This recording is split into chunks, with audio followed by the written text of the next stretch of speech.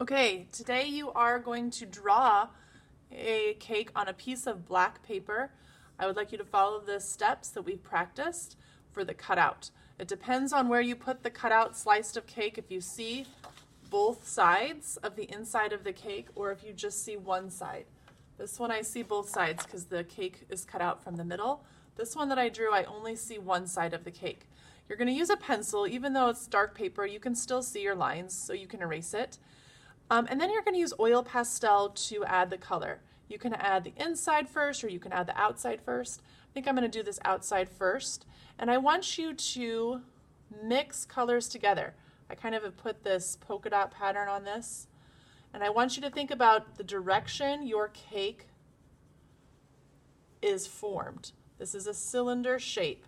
So I'm going to be coloring in a curved direction with my oil pastel. I'm not coloring straight up and down.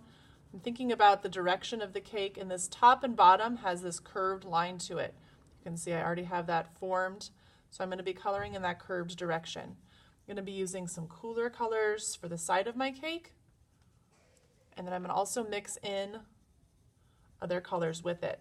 When you mix oil pastels, it's almost like using paint. You want to make sure that you're mixing and layering those colors on top of each other so you get a really interesting look. The black paper kind of gives it some texture. You see a little bit of the black paper showing through, but not too much. It just kind of adds a little bit of texture to it. I get these little crumbs. Sometimes I just use my finger and blend those in a little bit. So when I'm using my pastel, sometimes those will rub off. That's looking really interesting.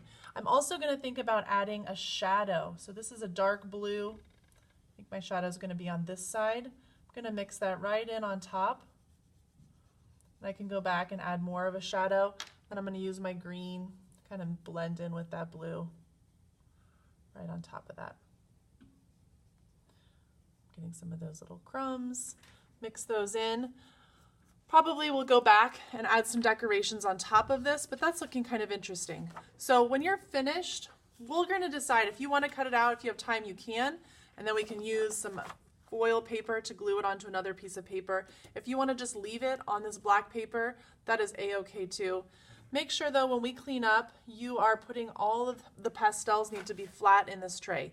That means that the small ones have to go together, and then that makes room for these larger pieces like this. The inside of your cake will also have a shadow, so you have to decide what side of the cake will have the darker value and what side will have the lighter value. This one's finished. Obviously, I wanted this side to have the darker value and the shadow was on this side. This side I mixed more white into my cake as well, and it had the lighter value on top. And then we will be finished.